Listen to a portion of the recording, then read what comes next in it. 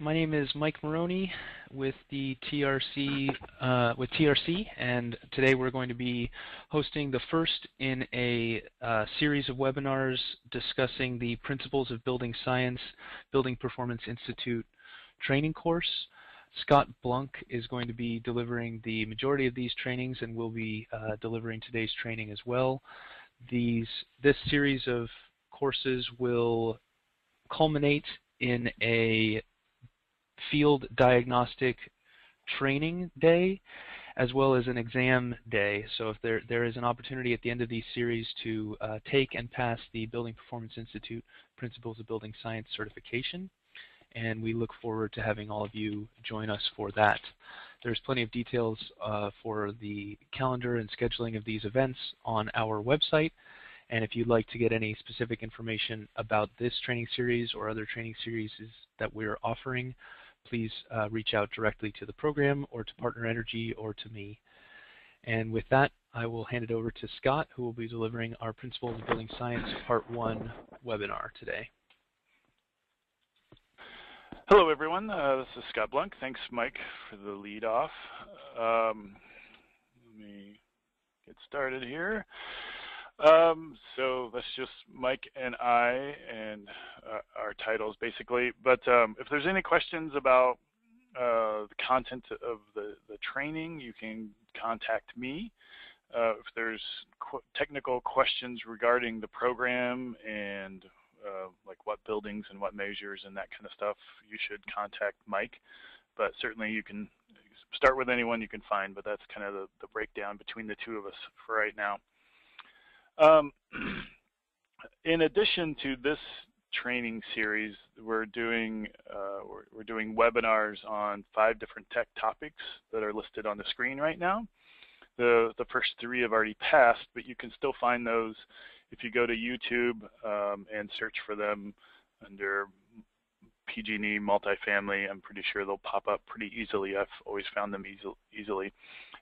So you can see the ones that have already been done. Otherwise, join us on June 10th and June 24th to find out. Architectural building features is mostly going to be overhang, side fins, like slab edge, perimeter, like how to calculate those, what's the proper use of those. And then cooling towers, chillers, and central plants are just that. It's going to be how to model. These are very modeling-based webinars. So on this series, a couple weeks ago we did an assessment review webinar. Mike led that one, and I'm pretty sure that one's still going to be on YouTube. And then now we're getting into this series, which is we're going to start today with building science.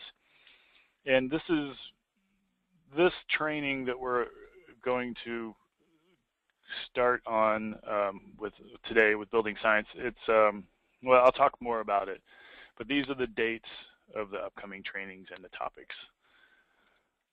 And then it will culminate about August 20th and 21st at the Stockton Training Center, PG&E Stockton Training Center, where we'll have a classroom there, so it'll be in-person training, and we'll do some training on hands-on diagnostic combustion appliance training, and we'll do that'll be partially classroom and partially in the field in their lab there. And we'll also do a review for the written exam to take the BPI Building Analyst written exam. So that's not the multifamily analyst, it's what they just call the analyst, but it's kind of single family focused, but the real focus is on the combustion science, and with that certification, it allows you to do the combustion appliance testing in this program. So that's kind of the reason we're doing this. We will give you more information as the series progresses. So if you want to take the written exam, it'll be offered on August 21st at the Stockton Training Center. We will not be offering the field exam there. The field exam is very logistics heavy, and we'll give you other options of taking the field portion of that exam at another date. So this training it's really BPI Building Analyst training, but it's not going to completely prepare you for the exam. It's meant to either be an introductory kind of course on the topics of the building analyst, or if you already have a pretty decent basis in building science, this will just augment what you already know and will help you pass the exam. So I know a lot of my employees who have the basis in building science already, taking something like this, and this is kind of how it was designed because they have experience, but taking something like this will just help them get up to speed on what BPI is going to be testing you on. So it can either serve as an introductory course for you or an overview course for you. But it's certainly not going to be the traditional building analyst course. Traditional building analyst course is usually something like 3 to 5 days in the classroom and a day or two in the field, and then you do exams. This is all going to be webinar based, hoping to help you learn where you are and not have to come together and suffer that large expense. So with that, we'll get started. Today is about building science, and so this is the foundation of all building science of the BPI Building Analyst. So it's the beginning. So this module is about basics of heat transfer. We'll talk about sensible and latent heat, some like moisture and how it moves, and some basics of combustion science. So this first section, building science, heat transfer, thermal comfort, and house as a system, combustion safety. We'll get started right away in thermodynamics, first and second law, and then kind of types of energy. So from the beginning, thermodynamics, just the study of the effects of work, heat, and energy on a system. Thermodynamics is concerned about the large-scale observations. It's not on the molecular level in general. And the first law of thermodynamics is energy cannot be created or destroyed. You can only move energy from one place to another, and it can change the form of energy, but it can't change the amount of energy. So when an example like for solar energy, a PV system on a rooftop is not truly creating energy for the house. The sun is where the energy is starting from, and it's just the energy from the sun is being transferred to the panels, which then converts it into useful work for the house. The useful work being electricity that can help run the house. So we're not creating energy, it's just changing form from the sun to here. So energy doesn't ever go away completely, it just dissipates. Second law of thermodynamics, it goes from high to low. So high energy states, it goes to low energy states. So boiling water, you turn it off, the energy in it is going to decrease until the energy the temperature would get to like room temperature. So it dissipates all the energy from that pot of water, and the energy, it's not going away. Basically the energy in that pot of water, the heat, is being transferred into the surroundings. So the temperature of the water goes down, but the temperature of the surrounding area actually goes up by a proportional amount. It's just that the surrounding area is so large you can't perceive the change in temperature. But that's the principle of the first law, that it can't be created or destroyed. It's just going from a high concentration to a low concentration in the entire room. So that's heat energy. Excuse me.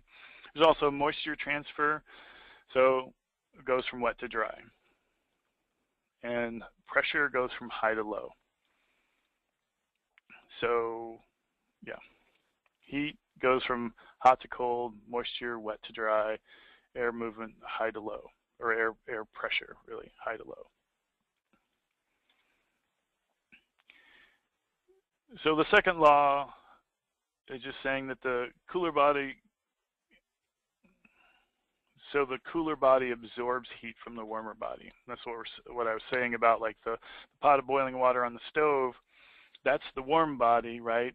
That heat moves to the surrounding area, which is the cool body, and the two come to a state of equilibrium. So heat can go from the cooler body to the warmer body, but the net heat flow is all from the warmer body.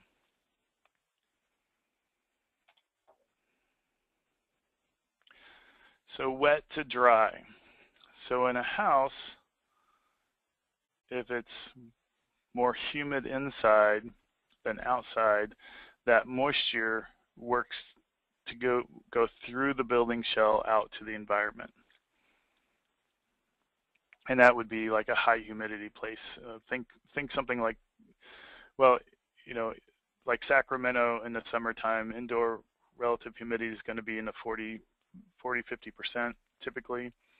From what I've observed, the outside humidity could be 20 or 30%. And in the winter, it's going to be the opposite. There's more moisture outside, the humidity is higher, and it's drier inside, especially with a forced air system. So now the humidity or the moisture in the air is working its way back through the building shell into the house. So the moisture, the wet, is going to the dry.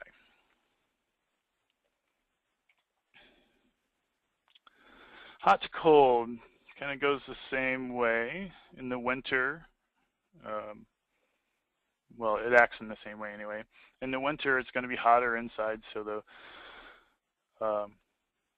temperature, the energy inside the house is going to be working its way through the building shell to the outside. It's always trying to get the second law of thermodynamics is it's always trying to get to an equilibrium. So if the interior of the house is hot, it's going to try to come to an equilibrium or equalize the temperature inside and outside. So the temperature is always going to be leaving the building shell, and that's why we have to constantly reheat the house, because it's the heat energy is trying to leave the building. And in the summer, it's the opposite. We run our air conditioner to keep it cool inside, but we're fighting the heat outside.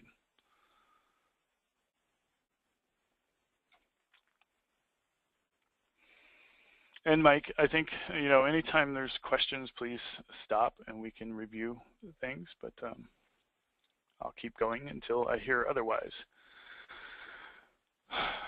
Types of energy. There's two classifications: potential energy and kinetic energy. Potential energy is just that. It's something that has the potential to create energy. So natural gas has potential energy until it's ignited, and then it's actually giving you kinetic energy, or the burning. So that's the bottom. The kinetic energy is really, a lot of times it's like you in physics, potential and kinetic is kind of you can think of it as the stone. The stone on your desk, or the telephone on your desk, has potential energy because it's up off the ground, and if you remove the desk, it would fall. And while it's falling, that potential energy is being turned into kinetic energy. So that potential energy, there's potential energy in lots of things, you know, nuclear particles. Batteries are a storage of potential energy. The classic example of potential energy is water behind a dam. So that's potential energy. We store the water behind a dam, and then we release it slowly to create electricity. And that process that creates electricity is taking the potential energy to kinetic energy. That's creating that. So using those 3 bullet points that are up there, natural gas is potential. When it starts burning is the kinetic. The nuclear particles have potential energy while the nuclear particles are reacting in fission or fusion. That's the kinetic energy. And a battery is the potential, and the chemicals in the battery, when they start reacting, when there's a demand, there's a chemical reaction inside your battery, which is creating kinetic energy. And okay.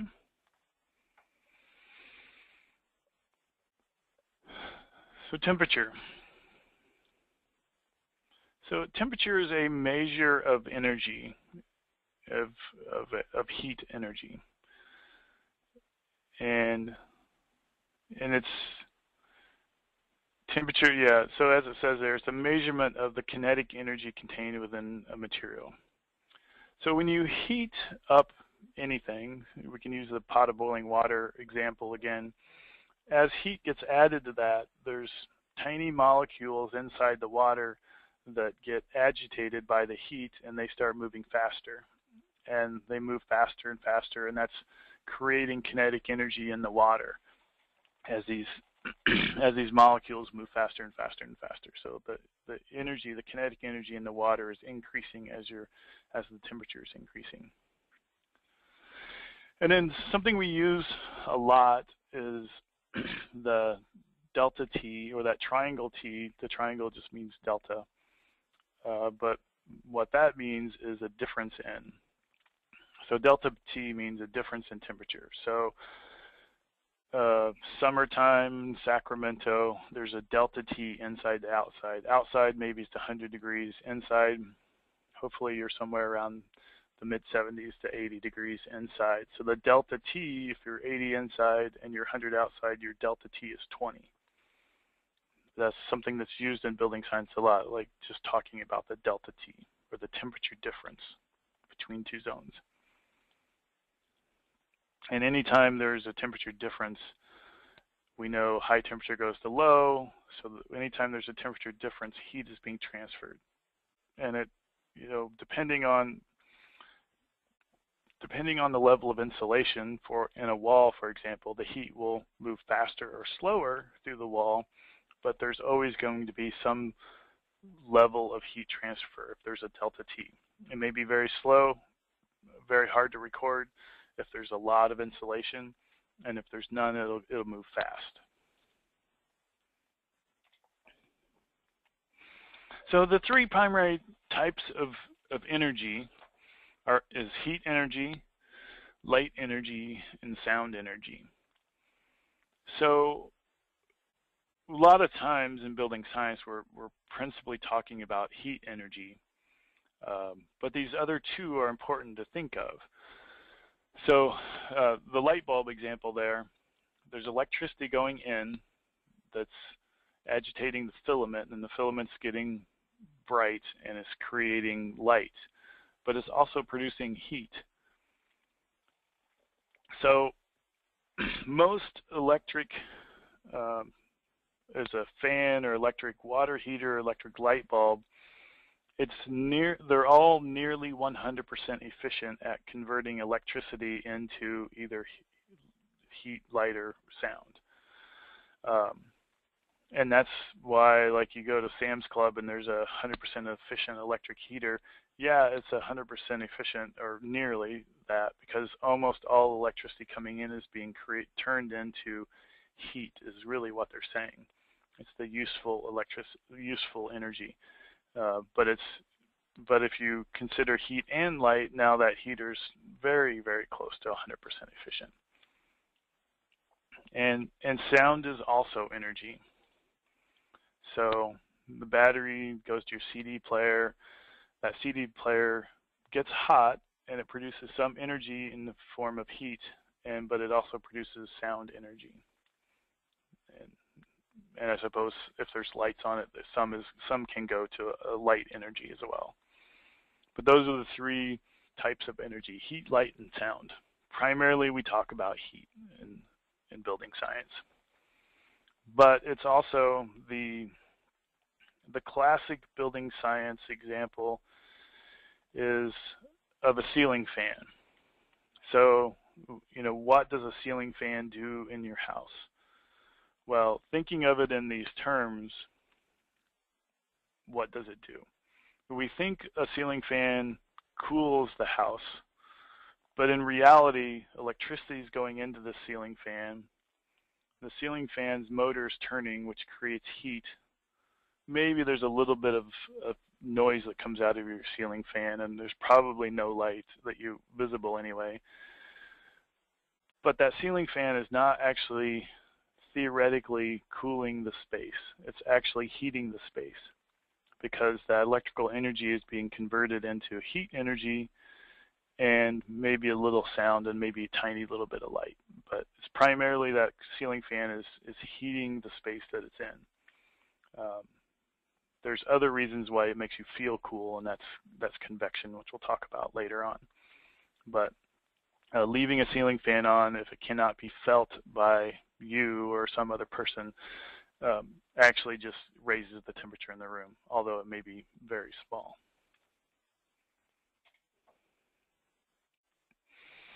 Okay, so this section just is just the summary. Energy cannot be created or destroyed. That's the first law of thermodynamics. The second law is that energy moves from high concentrations to low concentrations until an equilibrium is reached. That's the pot of water. It's hot. As you turn the heat off, the flame off, the water cools and it dissipates until the water is at an equilibrium, the same temperature as all the surroundings. The surrounding temperature raises slightly, the water reduces a large amount. An object can have potential energy or it could have kinetic energy. It could actually have both at the same time. And heat, light, and sound are all types of energy. Okay, do we want to stop here for questions, Mike? Is there anything coming in? Sure. Mostly general questions, but I think it'd be good to take a minute and give everybody some feedback. So the series that Scott is discussing here is a BPI series, and Partner Energy, Scott Blunk, are BPI proctors, and the information related to the webinar that Scott's presenting today, as well as a series of webinars that are coming in the future, are all developed based on BPI approved curriculum. So if you would like more information specifically about BPI course materials, what you can study in between the webinars, please contact Scott Blunk and Partner Energy to get some more feedback and some more information and some more learning materials about BPI specifically. This series of trainings, though, is in support of a program that we're running in PG&E service territory here in California, which is called the Multifamily Upgrade Program. This is a whole building multifamily retrofit program, and the website is multifamilyupgrade.com. I will be sending out more information about the program. If you would like to have that information, please feel free to contact me, or you will receive it as part of joining this webinar. As Scott said before, and I just want to reiterate, this webinar is being recorded and will be available on our YouTube page. If you're having any issues related to technical difficulties with GoToWebinar, there is a panel on the right-hand side of your screen which has a little arrow pointing to the right, which can be clicked to toggle the panel large and small. And that panel gives you the option of whether or not you would like to listen to Scott by telephone or by through your computer on the mic and speakers, as well as interacting with me and with us through chat and questions and other functionality that way. So that should cover most of the technical kind of overview questions. Here is a specific heat transfer question, Scott. In the example of the ceiling fan, kinetic energy moves the fan, but that is a separate energy from heat, light, and sound? Right. So there's kinetic energy in anything that's moving. So the fan blades are moving, and there's kinetic energy in that. The converting the electric energy into the kinetic energy, there's there's out of that you produce mainly heat. So it's just an electric motor. When an electric motor is turning, it produces heat, right? So the kinetic energy in the fan blades, you take the electric energy and you convert it to kinetic energy, but in the process, you're creating some heat, and that heat in the motor is doing the opposite effect of what you typically do when you turn a ceiling fan on. You want to cool a room, and actually you're adding heat by the way of the motor. And there's a little heat in the fan blades too. Anytime there's friction, you create heat, and the fan blades there's friction between the blades and the air in the room. So there's technically a little bit of heat build up on the blades of the fan as well.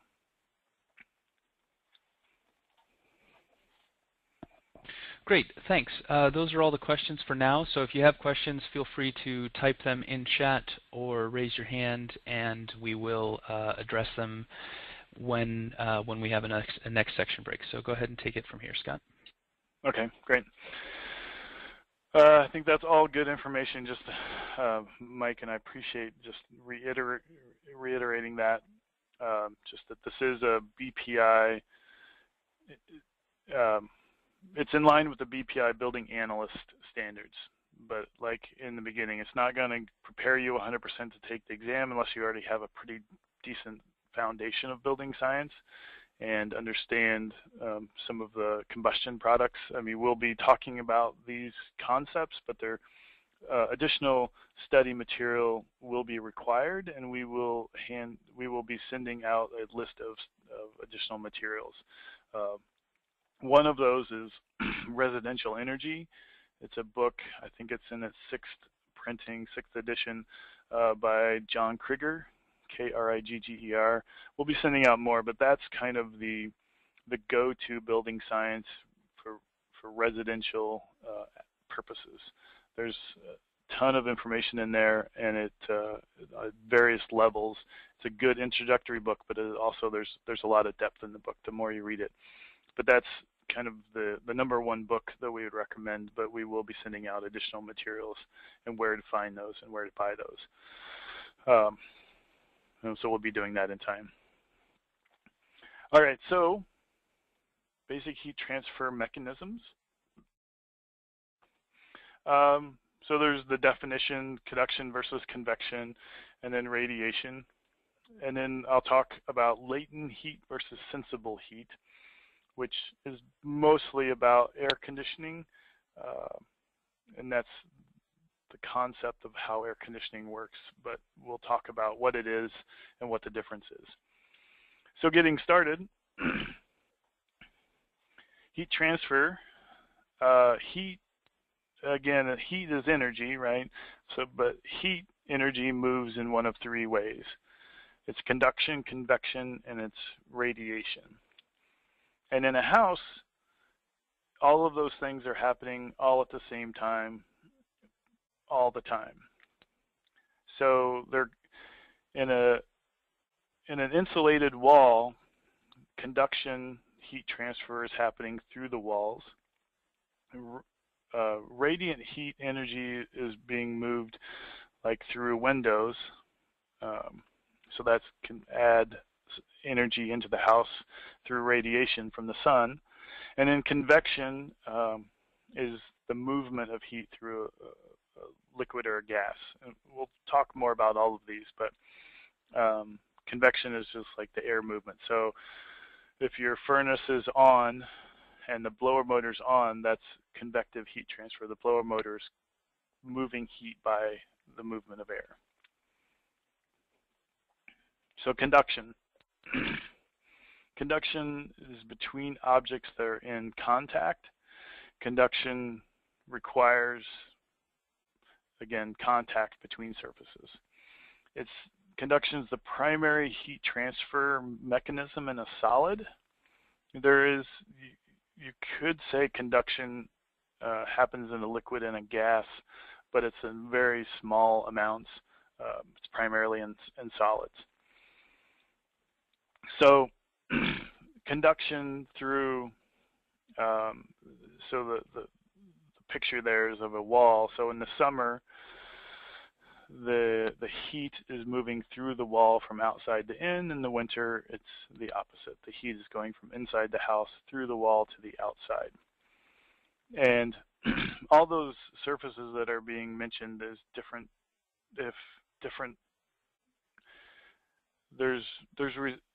So insulation has an R value, and that R value just stands for resistance to heat transfer.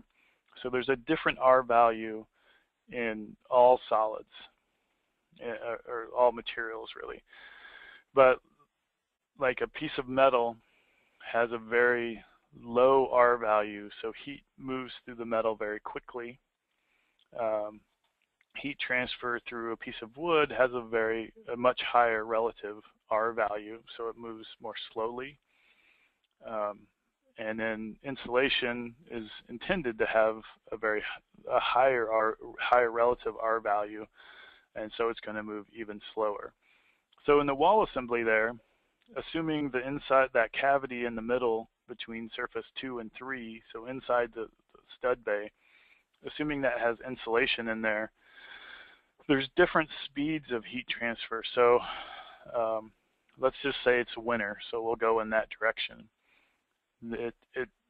Heat transfers through from surface 3 to surface 4 relatively quickly. Let's say it's stucco. It's moving relatively quickly, and then it's going to hit the insulation in that stud bay, and it's the rate of conduction, the rate of heat transfer through that insulation is going to slow down pretty dramatically until it hits surface 2, and that surface 2, say drywall, is going to have a lower R value than the insulation, so the heat transfer is going to speed up again. So it's not a linear through the wall. It varies according to what material is there and how quickly heat can go through there. And when we talk about walls, there's lots of pieces, right? There's the stud bay itself, so that's the empty space between the outside and the inside. But then there's the studs themselves. So heat will transfer quicker through the outside and inside surface, like the total from outside to inside when it's going through a stud versus when it's going through the stud bay where the insulation is. Wood has an R value of approximately 1. A fiberglass insulation has an R value of approximately 3. Pretty rough numbers, but just it's going to go through the wood members of the wall 3 times faster. So that's why, like in building science, we want to minimize the amount of wood in a wall, because when we minimize the wood, we raise the overall average R value of the wall. But less wood means more insulation in a wall, so you're improving the wall by doing that. And then there's other methods, like a metal stud is going to have a much lower R value than the wood itself, so it's going to transfer energy even quicker. So wood is better than metal, but we always want to do less wood in walls. And then there's lots of different wall types too. You could say like a ICF, an insulated concrete form. It's still going to be transferring heat, but everything has a different R value, and it's going to be doing it slower, typically. All right, and then convection. Convection is the transfer of heat by movement of heated parts of a liquid or a gas. Going back to the boiling pot of water example, that's convection that's creating a uniform temperature in that pot of water. As the water heats, conduction transfers heat through the bottom of the pan, and then it hits the very little water molecule that's resting on the pan at the bottom. That heats and goes toward the top of the water, and when the hot one goes to the top, well, a cold one has to go to the bottom. And it's the density differences in the water. So that hot molecule expands, becomes less dense, it tends to float, And when it floats, then the colder pieces have to fall to replace itself. And that hot rising and cold falling is called a convective loop. So it happens inside two panes of glass. Primarily, if the panes of glass are not, there's a particular width when you talk about dual pane glass. If the glass is narrow enough, convection can't not occur, and that's how most windows are designed, to have that proper width separation between the two panes of glass. But over a certain size, like in a stud bay, there's enough gap in there to create a convective loop. So in the wall example in the picture on the right, so let's say that's the summertime, and so it's warm outside and cold inside. The heat transfers by conduction through that, say, stucco on the outside. It heats the air on that outside wall, and it rises, and it's pushing down the cool air on the opposite side. So that's the convective loop that occurs inside a wall, and that occurs inside a wall when there's not insulation. What insulation does is it traps air. Ideally, insulation creates tiny pockets of air so that air cannot convect. And conduction can occur through air, but if the insulation is there to serve to trap and stop the movement of air, so that it has to move by conduction instead of convection through air, and that raises the R value of the overall wall assembly.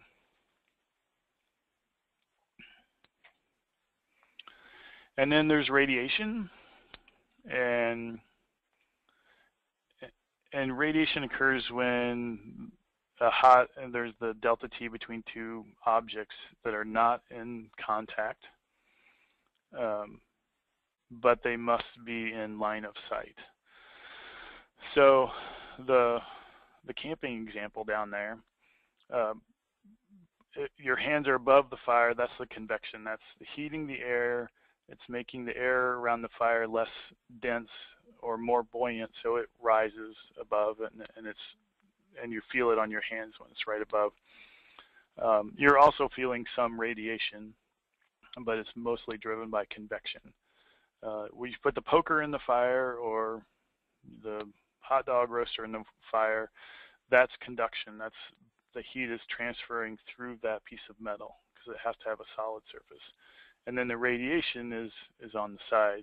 When you're sitting around the campfire, the front of you is going to be warm because it's receiving a lot of the radiant energy from the fire, and your back is going to be very cold because there's no energy on that side going into you, and actually it's the opposite. Your body then is radiating energy out of your back and into the surrounding. So your back feels cold, not only because it's not getting heat from the fire, but the energy from your body is being sucked out by radiant energy into the surroundings. So that's how radiation occurs. And a lot of times in buildings we talk, there's two main times we talk about radiant heat energy in a building, and one of those is in windows and the other is in roofs, or like cool roofs. Those are the two times we talk about it the most. In a window, what's called the solar heat gain coefficient, that's a measure, or that tells you how well radiant energy from the sun is going to be able to come through that window. And clear glass has the least resistance to radiant energy, and then there's coatings, low E windows. Low E is just a coating they put on the glass that reduces radiant energy, and that decreases your solar heat gain coefficient. So the lower the solar heat gain coefficient, the lower the amount of energy from the sun that's going to be able to come through that glass. And something I always like to say when we talk about windows is lower solar heat gain coefficient is great if you're in a cooling dominated climate. So if you're in Sacramento and there's a lot of energy from the sun, you want a low solar heat gain coefficient. It blocks a lot of radiant energy from the sun. But if you're in Lake Tahoe or San Francisco, you typically want a higher solar heat gain coefficient because you want the energy from the sun to come into your structure and help warm it. It'll reduce the overall energy usage of the building. So in windows, that solar heat gain coefficient especially is important and is very climate specific. The U factor is the other rating on the window, and that's more about, that's U is the inverse of R. So it's the resistance of heat transfer. It's kind of like insulation. And that's less climate specific. But the solar heat gain coefficient is very climate specific. And then that's windows. The other place where radiant heat transfer we talk about in buildings a lot is going to be from the roof. And when we talk about roofs, typically we say cool roof. And that is in the code now in California, that cool roofs are required on certain climate zones, and different specifications are required based on if it's a flat roof or a low slope roof or a high pitched roof. And it does the same thing. There's a coating on the roofing product that reflects the radiant energy.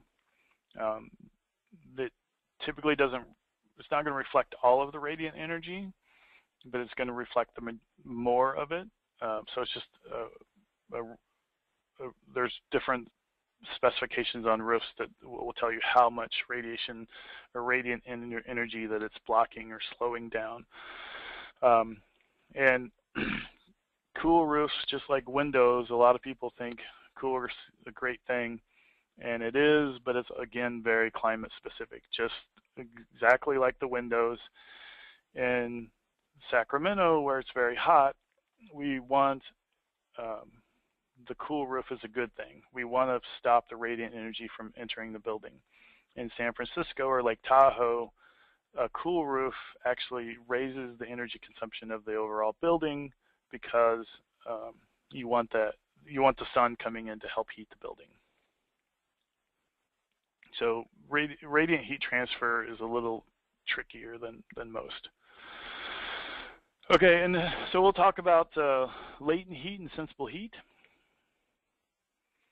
And so latent heat and sensible heat. So they all have to do with a phase change. So the diagram on the right is the phase change in the substance is water, is what we're showing on the right. And so you can put energy into, say, ice. So you've got a block of ice and you're putting energy into it. You're not going to change the temperature of that block of ice until it's gone. So if there's ice and water in a pan and you've got it on the stove and you're going to boil it and there's ice and water in it, it's going to be 32 degrees.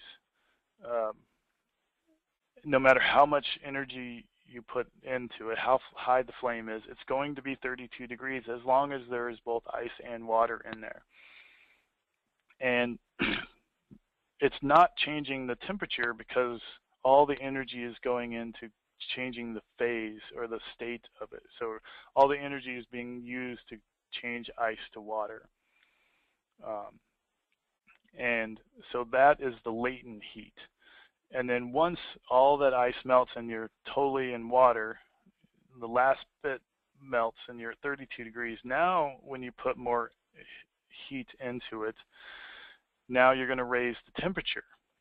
And that's when temperature starts to move. Now you're talking about sensible heat. So you're going to put heat into this pot, and proportional to how much heat you're putting in, it's raising the temperature faster or slower, depending on how much heat you're putting in, until it gets to the point where the water's boiling. Water boils at 212 degrees. No matter how high you turn up the flame, it's still going to be 212 degrees. When you're cooking and the water's boiling, turning it up so that it boils faster doesn't cook your food any faster. It's still 212 degrees. Conversely, you can turn the flame down. As long as it's still boiling, you're still cooking at 212 degrees. So, and it's going to stay at 212 degrees until all of the water is gone and it goes into a vapor or steam from the water. And boiling pot, you're not going to raise it above that. But so the latent energy changes from a phase or a state, so from a solid to a liquid, or a liquid to a gas. That's latent heat. Sensible heat actually changes the temperature. I always think of it, to keep it straight in my mind, sensible heat is the heat that makes sense to me. When I raise the thermostat in my house, what I'm asking for is sensible heat. That's the one that I'm paying for in my house when I'm raising the temperature. When you're cooling your house, what you want is sensible heat, but what you're doing is actually taking, when your air conditioning is on, you're not cooling the house, you're removing heat from the house, which cools it, but technically you're removing heat from the house, and part of that is going to be sensible. Some of that energy is going to be sensible, and some of that energy is going to be latent when you're cooling a house, because the latent heat, when the condensation drips out of your air conditioner, that is as a result of some latent heat energy went into converting the moisture in the air to a liquid. So your cooling is both sensible and latent. But what you want is the one that makes sense to you, is the change in temperature, and that's sensible heat. And here's kind of this is the way me as an engineer looks at latent and sensible heat, just being on a graph. So if we use, this could be any substance. It could be water, it could be Coke, it could be refrigerant, but they all kind of work in the same diagram. So if we want to switch gears and talk about your air conditioning, we don't get into solid, but in your air conditioning, we're constantly going between a liquid and a gas. And it's the magic, if you will, about how air conditionings or a heat pump work, is you're changing the phase or the state of the refrigerant from a liquid to a gas. You're constantly, if you're cooling the house, liquid comes into the house, you blow the air across the coil, which puts heat into it and turns the liquid into a gas that goes outside. The condenser outside is then, you blow air across it to remove the heat from the vapor outside, and you turn it back into a liquid, and then it goes back in the house. And that's how an air conditioner works. And a heat pump for heating the house just works in the opposite direction. But it's continuously, it works off these principles where on the graph here, the melting, freezing portion, at that point, you've got a combination of liquid and a gas, and so as you add heat, you're not raising the temperature until all of it is now a liquid, and now you're going to be raising the temperature, and when it's all a liquid, and then it's going to start boiling, and it's going to go from a liquid to a gas, and while there's both of those existing in the same place, the adding heat does not change the temperature. Anyway, I hope that's clear. So summary, heat goes from hot to cold. The three types of heat transfer is conduction, convection, and radiation. Latent heat is the heat that changes a phase. It changes from a solid to a liquid or liquid to a gas. Sensible heat is what changes the temperature, actually changes the temperature in the substance. Mike, are there any questions at this point? Yes, there have been some good questions coming in. So the first question is, how do fan blades work when reversed in winter? Fan. Oh, so you're talking about a ceiling fan. Right. Well, the difference is, okay, so in the summertime, the fan blade is in a direction that's pushing the air down on you, so you feel it, and that's it's what it's doing is when you feel the air hit you, it's the convection is taking heat away from your body and it's moving the heat off of your body. In wintertime, you reverse the direction of the fan blade. You reverse it so that the person in the room doesn't actually feel the air hit them, because that would make them feel colder. What you're doing is, now you're pushing the air up, and what you're trying to do, even though there's still air movement and you could conceivably feel cold, you're not getting it, it's not truly hitting you. You're just trying to mix the temperature of the air. So really you would use a ceiling fan reverse mode if you have something like a space heater or a fireplace where one corner of the room is really hot, the other corner of the room is not. So running your fan in reverse is going to help equalize the temperature in the entire room. That's really what it's doing. Great, thanks. Next question, can conduction happen between contents of a building?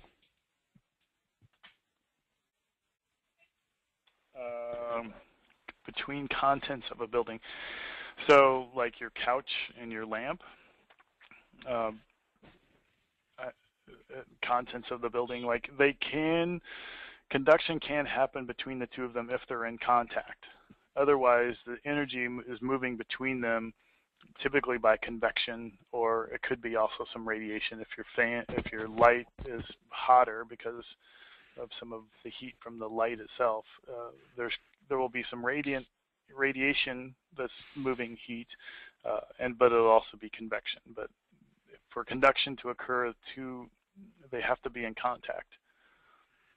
Yeah, I think that's the important point. I mean, as long as two things are touching, there is conduction heat transfer happening. So if a person is in a room and you touch the wall, that's a form of conduction heat transfer. If you're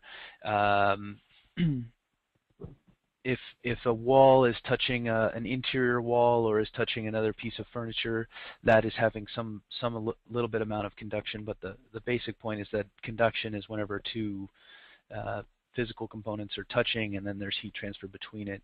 And the second question to that question is this relative to the course? And yes, you need to understand the difference and the nuances between conduction, convection, and radiation as part of this this BPI course.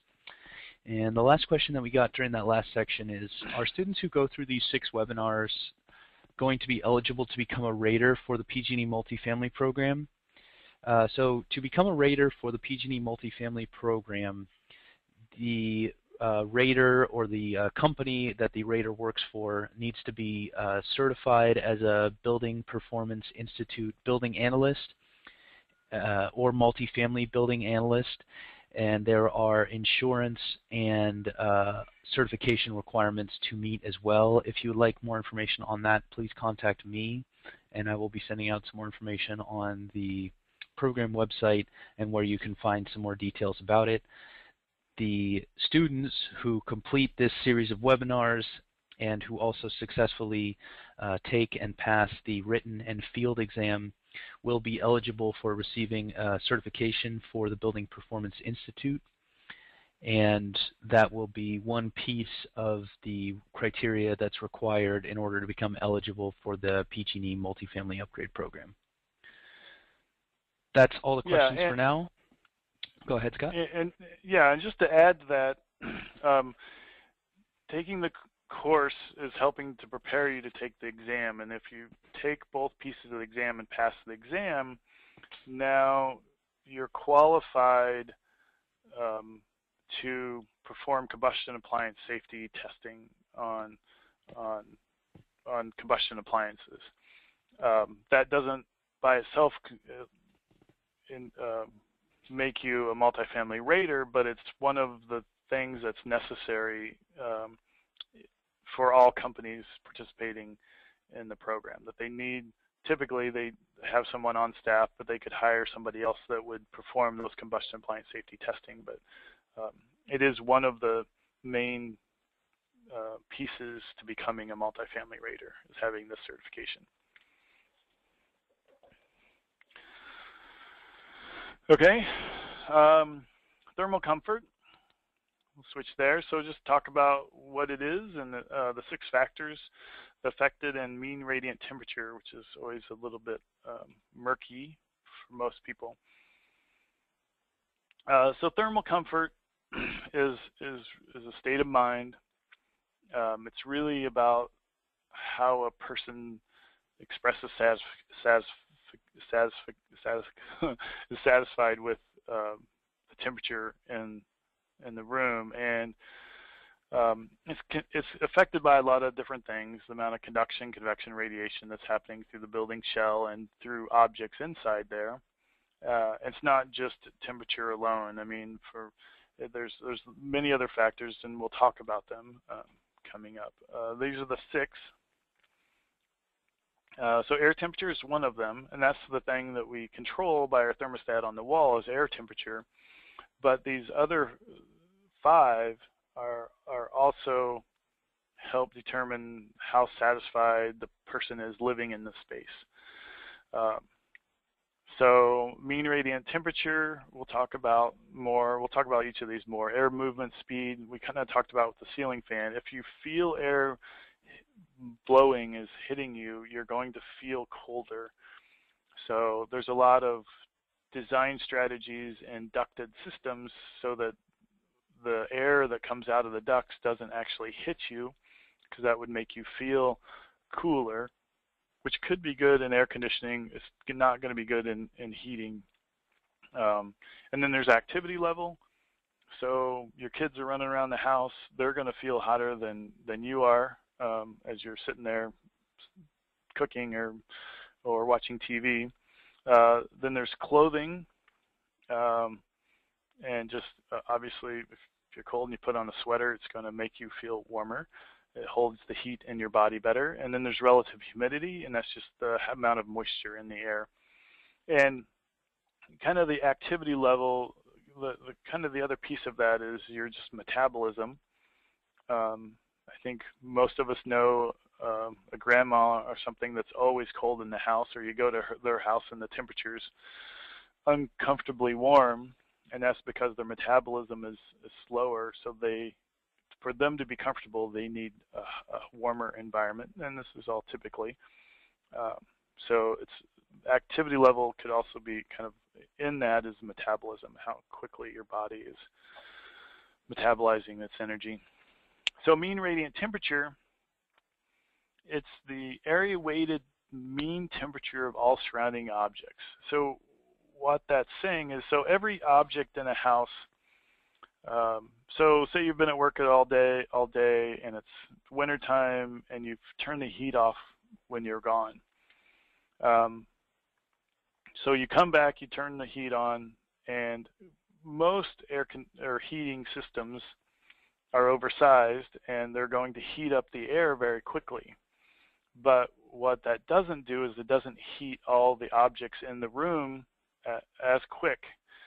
So your couch and your tables are going to be colder than the air, and that weighs into this mean radiant temperature piece. The cold couch and the cold table and their cold books and everything, by radiant heat transfer, the colder objects in the room are sucking heat out of your body. So 70 degrees, when your house is 70 degrees and you've been home an hour and you just turned it on, so the air temperature is going to be 70, and you might typically feel comfortable at 70, but as the other objects in the room are heating up, you're going to be colder until everything is equalized. Second law of thermodynamics, right? It's all trying to get to an equilibrium. So typically people are going to raise the temperature. If you like at 70, you might not be comfortable until 72 while things are heating up. So that's what mean radiant temperature is. Everything in the building might not be at the same temperature. So that's the radiant energy is radiating out of your body and into these cold objects, and it's making you feel colder. That's mean radiant temperature. And so thermal comfort's about all of these things. It's just a nice picture of the mean radiant temperature. So if there's very little insulation in your attic, let's say, even if your heat's been on all day long, but there's no insulation in the attic, there's going to be radiant energy being sucked out of your body and being pulled into the ceiling to help trying to get to an equilibrium. And so this is, old single pane windows, you're standing beside one, you feel colder because your heat energy is being sucked out of your body. So that's just the mean radiant temperature. Trying to get everything at the same state, and understanding that like uninsulated or single pane windows are going to be actually removing heat from your body to trying to warm themselves up, and it makes you feel colder. Okay, so real quick, that was pretty quick, but there's not a lot that needs to be just understanding thermal comfort. That's not just about air temperature. It's all about how we perceive it, and all the different factors, the 6 factors.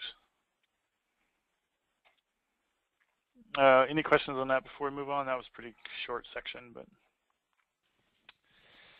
Yes, one general question and one specific question. So what do a student of this webinar series would have to do to get the BPI Multifamily Building Analyst certification that is necessary to become a program partner? So a little bit of misconception here. The program partner multifamily upgrade program has rules and specific criteria in order to become an eligible program partner. BPI Building Analyst and BPI Multifamily Building Analyst are 2 possibilities for becoming certified in the program. There are other certifications that can be used to qualify for the program. All of this information is available on the Multifamily Upgrade Program website. You can also email me directly and we can have a conversation about how to become eligible in the program. This course will help prepare you for taking a test, a field test and a written test, which will provide a certification that can be used in the multifamily upgrade program, as well as other rebate programs and certification registrations across the country. So to answer your question, you would need to take this course and also study and also pass the test in order to become qualified. What were you going to say, Scott?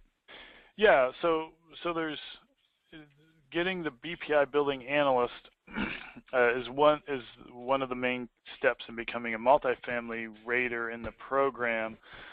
But with the Building Analyst certification alone, you can do low-rise multifamily, so 3 stories and less. You really only need the multifamily building analyst certification from BPI if you're going to do high rise. Correct me if I'm wrong, Mike, but what we're preparing you for, the building analyst.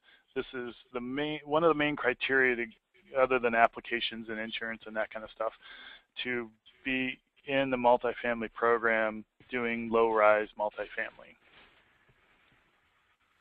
Correct.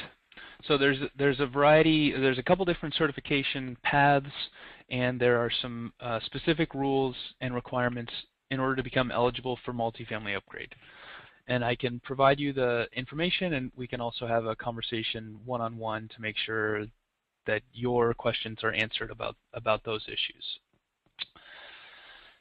The question specifically about the content, Scott, is would body mass also be related to activity? And I think by body mass, the asker is maybe referring to mean radiant temperature.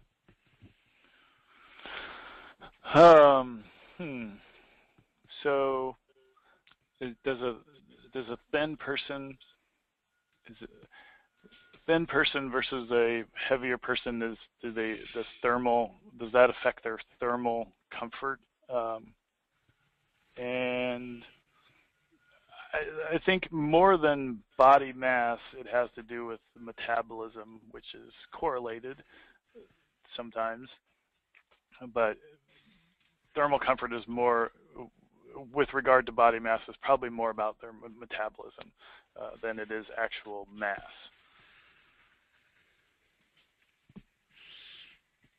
Yeah, I think that was the question. And if any of this stuff is not clear or not answered completely, please feel free to ask again, and we'll try and clarify.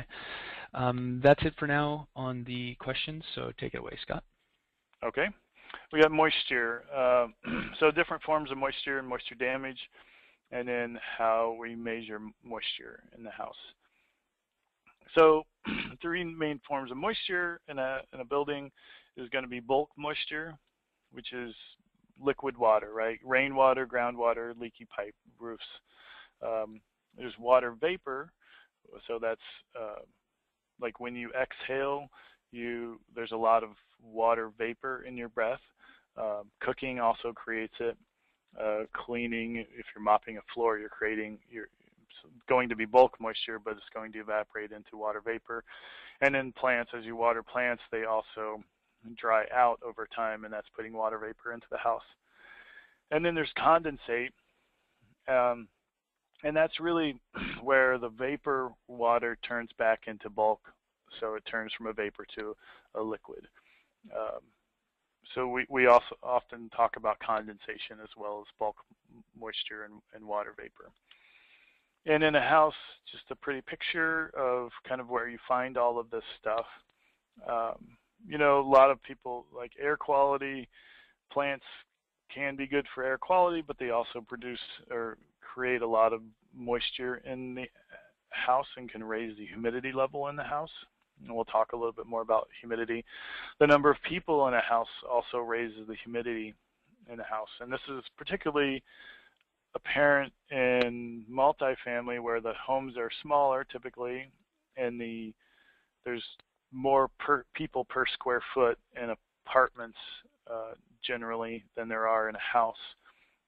So more people produce more moisture just through their breathing, but also the showering and cooking.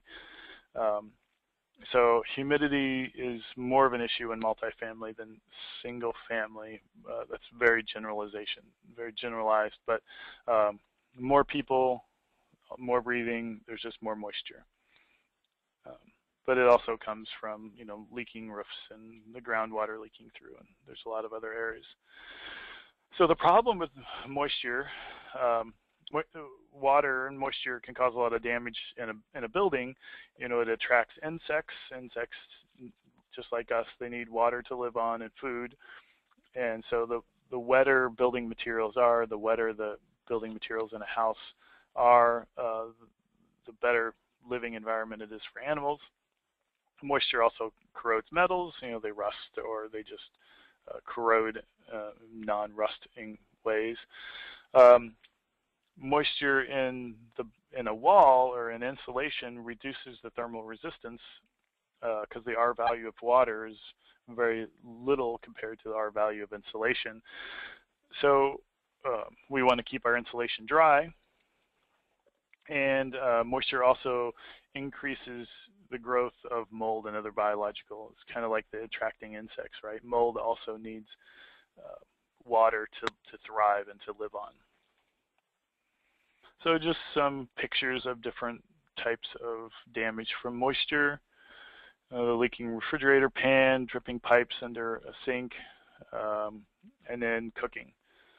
And cooking, this is a recirculating hood. So ideally you're going to have a hood that you're cooking on that's going to exhaust the fumes from the structure.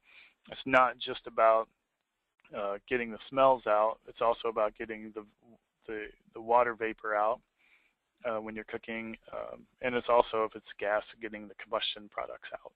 So an exhausting hood on when you cook is better than a non-exhausting, and of course you have to turn it on no matter what if it's going to do anything.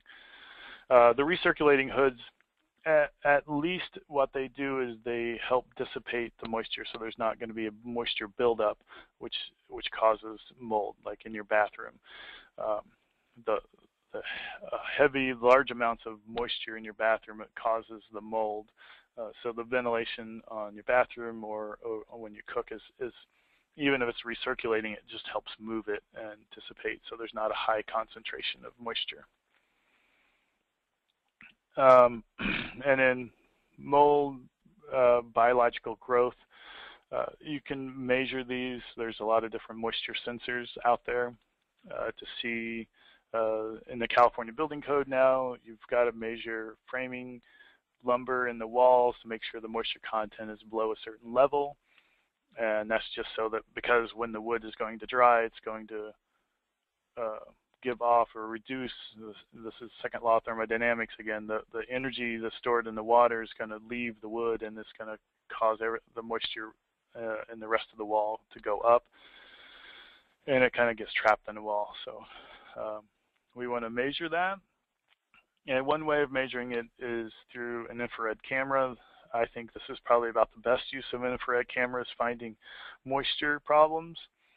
And so what you're seeing there on the right is there's been a leak or something that's run down the wall, and the bright blue section is the dampest area, and that's because it shows up as a temperature difference, and that's because water, as it evaporates, it cools, so it's going to show the coolest part of the wall.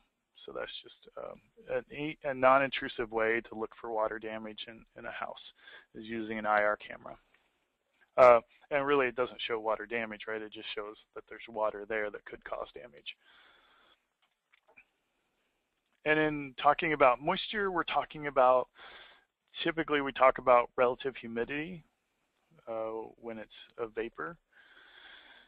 And relative humidity is all about the relative part in humidity. Water, depending on the temperature, the higher the temperature, the more water can be held in that. So in the morning when it's cool, the relative humidity outside is higher than in the middle of the day when it's warmer. And that's not about because there's more moisture in the air, it's just there's more moisture relative to the amount of moisture that could be held in the air. And that's what happens when there's condensation. So when you take a shower and there's the moisture in the air that comes off your shower, it hits the mirror. It's because the relative humidity got to 100%. And the reason is because that mirror is colder than the air surrounding it, so it condenses there. Same thing on a soda can. A soda can's cold, the air comes in contact, and the relative humidity goes up to 100%, and that's when condensation or dew would occur. And then just the relative humidity, just kind of driving that point home. Water, it's all relative. So as temperature increases, your relative humidity goes down, even though the amount of water in the air doesn't change. So if it's cold and you're taking a shower, it's more likely the steam will condense on your mirror than if it's hot and you're taking a shower. Just because to condense, you have to hit relative humidity of 100%. And to do that, colder surfaces will cool the air next to it and draw the moisture out of the air and make it condense. Why this is important in a building is like thinking of your wall again. If it's the winter time, where there's going to be some point in the wall, or could be some point inside that wall, where you reach 100% humidity and the moisture in the air converts to condensation or liquid water. And if that's in the middle of your wall and the liquid water is forming inside your wall, you're eventually going to get some sort of biological growth, some mold, mildew inside your wall. So that's the importance of it, aside from the steam on your mirror, but in building science. So this is just showing that dew point, or that point when relative humidity hits 100% and condenses.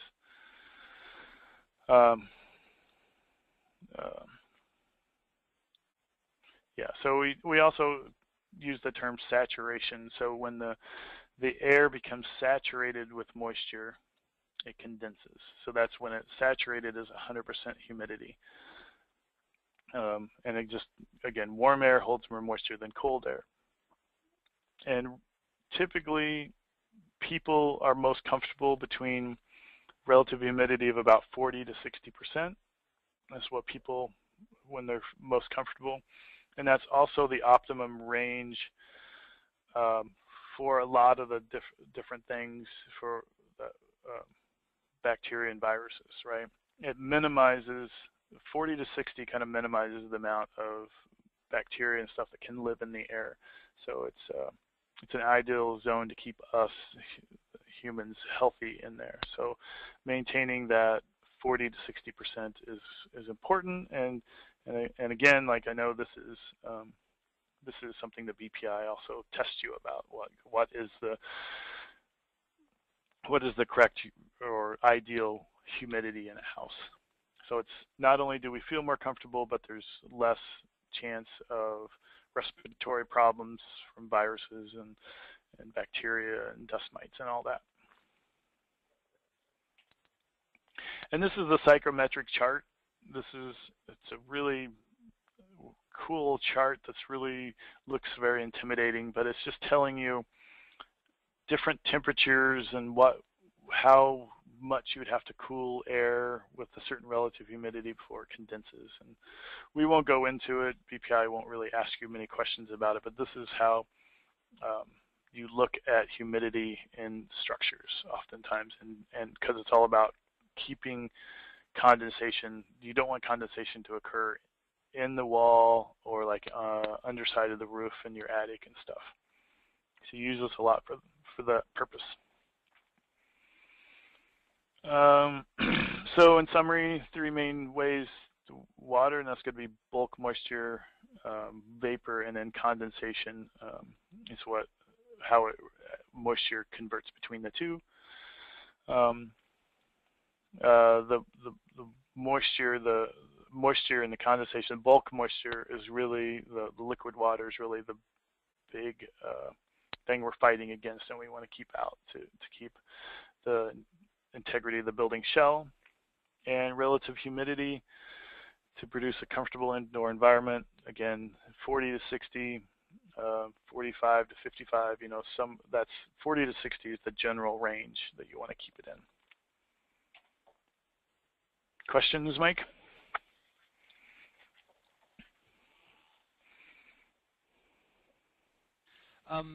Just general questions about applying to the program or becoming eligible as a BPI certified consultant.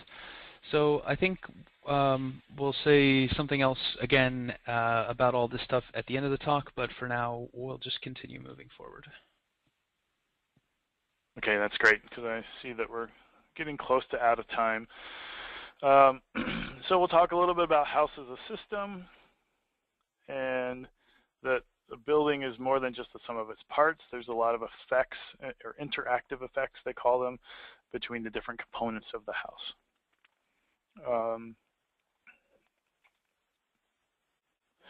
And the house as a system, that's really kind of the driving principle in BPI, is that so many of the building trades, they only worry about their own. Like the HVAC guy, he only really cares about the heating and cooling equipment. The insulation guy cares about his insulation. But we as building analysts have to think about how the insulation level affects the size of the HVAC, and if you put more insulation in, you can put a smaller like heating and air conditioning system in, and it's those interactive effects that this house as a system is talking about. There's more than just insulation and HVAC. There's windows, there's roof types, and they all affect one another. And it's understanding that makes you a good building analyst. So, the four main parts of the house is the building, the mechanical systems, the environment, and the occupants. The building being kind of more the shell, the windows, the doors, the walls, the roof, the mechanical systems being your heating and air typically. And the people that live there, and then the environment that the house is in. We've talked several times, a house in Sacramento is going to operate very differently than a house in San Francisco, and so you have to think of that house as a system, and the same house in San Francisco that could be really good on energy could be really lousy in Sacramento. And then inside the house, there's all these other things that we have to kind of keep tabs on, thinking of it as a system. Like in a house, and you have a really good blower door number, it's really super tight. The problem is with that now, you're trapping in pollutants into the house, which affects your health. It could positively affect your operating costs, but negatively affect your health. So there's a balance, and there's always all of these is talking about the house as a system. So the building, we kind of talked about this. A lot of this is the shell. The environment is not only the specific climate zone, but it's also about shading of the house, the grading of the land around the house. The occupants, the biggest thing that can change energy use in the house is the occupants and how they run their house, or their behavior in the house has a much larger impact than most other things we can do. Changing light fixtures to CFL, sure, it reduces energy, but if we teach them to turn the light off to begin with, that's going to be more useful than changing the light bulb. And then, of course, doing both is the best. And mechanical systems, heating and air conditioning and water heating are the two largest ones. I always try to push people to do a little more than they're comfortable with, or do a little better. Those systems are going to be in a house or a multifamily building or whatever for 20 plus years. So you get very few opportunities in the life of a house to get it right. So mechanical systems, you really are the ones you want to make sure you get right, because they use so much energy. So quick summary. House is a system. You just think system-wide. If you putting a better, so say more efficient air conditioner in, so you go from a 13 SEER to a 16 SEER, that's great. It reduces energy, but that also means you probably need a smaller air conditioning system too, because you're more efficiently converting energy into cooling, or cooling the house more efficiently. So you need less size, less BTUs in your cooling system. So that's some of the interactive effects. And we'll go on to combustion science unless there's any questions. And we just got a few slides left. No specific questions, so go ahead, Scott. Okay. So combustion science. So this is really what the building analyst certification is all about. I mean, a large part of the written in the field test, especially the field, is based on your combustion and knowledge of combustion. Combustion occurs when things burn. So that's when your gas burns, when you've got a wood fireplace that's burning, all that's combustion. And to have combustion, you need three things. You need fuel, oxygen, and some heat source to get it going. After it's going, the heat source is itself. It's internal, but you need those three things to get it started. And then when any carbon-based fuel is burned, it produces exhaust byproducts. If it's a perfect combustion, the products are healthy. So the three things going in to create combustion are heat, fuel, or oxygen, heat, and fuel. We say air, but really it's oxygen is what it's burning. And complete combustion, which means ideal combustion, The only three things that come out of combustion would be heat, some water vapor, and carbon dioxide, all three of which are not harmful to you. Carbon dioxide would make you sleepy, but it wouldn't really harm you. Unfortunately, most combustion is not complete. Actually, any combustion you find in a house is not going to be complete. Maybe in a laboratory setting you can get perfect combustion, but otherwise it doesn't exist. And it's that incomplete combustion that we as building analysts are measuring, because just how incomplete that combustion is a measure of how efficiently the combustion process is happening. And it's the efficiency of the combustion process that we're really measuring when we measure like for carbon monoxide. So the less efficient the combustion process, like the more carbon monoxide is going to be produced. So it's really kind of what we're indirectly measuring when we measure for carbon monoxide, which is the main thing that we care about in combustion testing, because carbon monoxide is lethal, and in high enough quantities does kill. In low quantities it still affects you negatively. So again, complete combustion, you're just going to buy the products of complete combustion, just going to be CO2, H2O, and O2, so carbon dioxide, water vapor, and oxygen. And you're going to get out of that heat, which is usually what you want, and there's going to be some light and could be some sound energy as well, but really heat is what you want. Incomplete combustion also adds,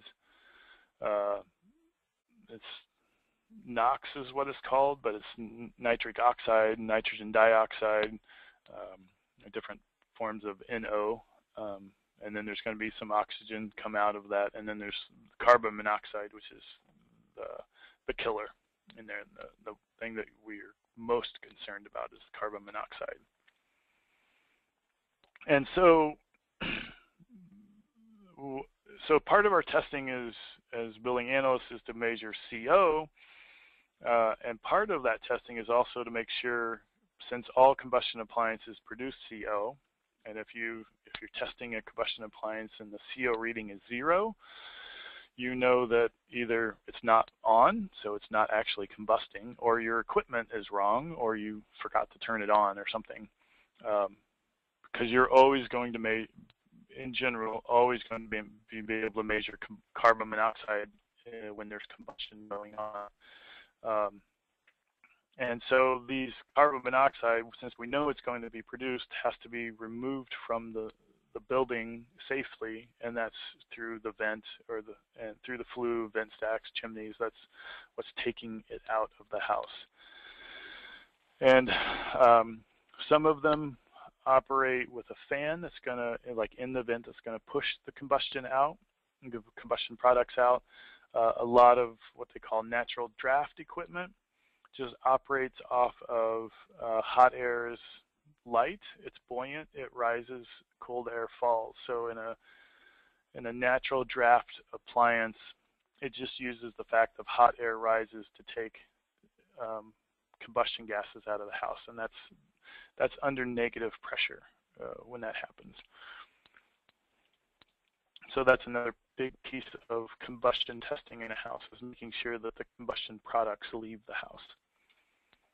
And pretty much at the end, so just different levels of CO affect people differently, or people, animals, everything differently. Small amounts of CO in a house can be undetected, but it is a poisonous gas, so you don't want them.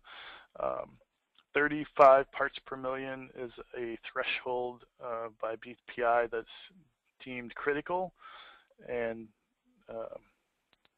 things you need to mitigate that as quickly as possible. 9 parts per million, they say, is the upper level of it's not safe, but it's okay to be living in 9 parts per million or less for 24 hours. And then the higher you go, the worse the symptoms until there's death. There's very few carbon monoxide deaths a year, but there's a lot more carbon monoxide poisonings. That's just headaches and fatigue that come on. So it's not just the deaths that we're worrying about, it's also the lower levels of carbon monoxide poisoning. And so it's our last summary, last piece here. So combustion requires a fuel source, air, and a heat source to get it started. Combustion in homes are typically found in gas appliances, fireplaces too, but typically as a building analyst we're concerned about gas, whether it's natural gas or propane. And then what we're truly testing for is carbon monoxide, and as part of that is how we get the carbon monoxide and the other products of combustion out of the house. So that's what drives a lot of the building analyst testing in the house. And that's it. We're done with this today's presentation, but I think we probably have a little time for questions. Thank you, Scott. One question is just a clarification, or can you show the houses as a system slide again? One of the attendees would like to take a look at it. And while he's doing that, I would the second to last one in this section. So I think that's maybe this one. I'd like to just go over all of the program-related questions that have come up. So this course is part of a series of trainings that we're offering for free as part of a program that we're running. The program is a multifamily whole building performance program for PG&E customers. The series of trainings that we're offering here is provided to you through the program, but the training will also provide you an opportunity to become certified as a Building Performance Institute building analyst, principles of building science practitioner, or multifamily building analyst. If you want to take the certification testing for any BPI certification, you are welcome to do so later this year through Partner Energy, or there is an opportunity to go directly to bpi.org and find a test center near you to take BPI courses or to challenge the test on your own time. The program has some specific requirements for becoming eligible, and those requirements are available on our website. And also, if you would like to email me directly, I can work with you offline to talk to you about the multifamily upgrade program specifically. I also wanted to make everybody aware that there have been a series of trainings that we've already conducted on home performance, on multifamily buildings, and on using Energy Pro to develop energy simulations of buildings.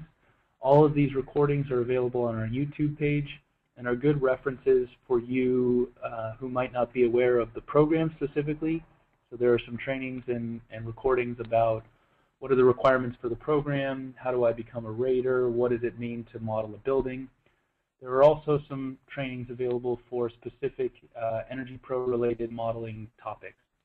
So if you'd like to leverage any of those resources, please visit our YouTube page or our program homepage at multifamilyupgrade.com, or you can email me directly or Scott directly, and he'll direct it to me if the question is directed to the program. This training series this course kicks off our training series, which will continue into August on a roughly once every 2 week timeline. Wednesdays from about noon to about 1:30 p.m. There is, so Scott, can you move on to the next slide? And there's one more question that has come in while I was talking there. Non-vented gas fireplaces. Non-vented gas fireplaces is the subject of the question.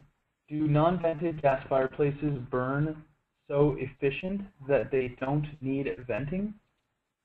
And that's a question for you, Scott. Okay.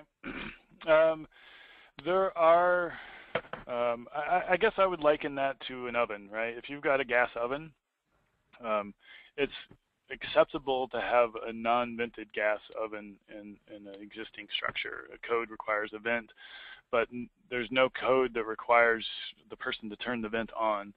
And I think we all know that the vent isn't often on when you're cooking. So it kind of falls in that same category. It's still producing CO. A non-vented fireplace usually is not all that efficient in combustion, and so it's still producing a lot of carbon monoxide. It's like the oven. You know it's going to happen. You just hope that the carbon monoxide it's producing is low enough of a level that it doesn't harm the occupants.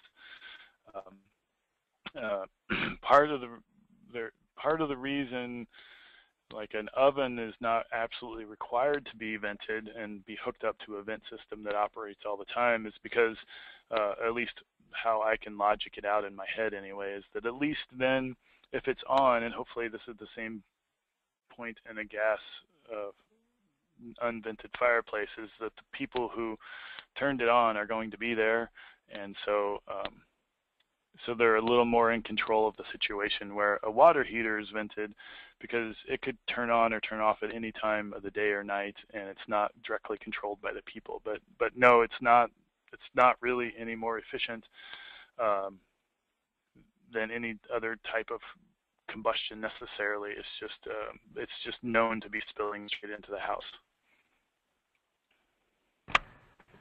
Great, thanks. Well, I think that addresses most everybody's questions and comments. If you would like any more information, as I said before, about the program or upcoming trainings, please visit our website or contact me directly.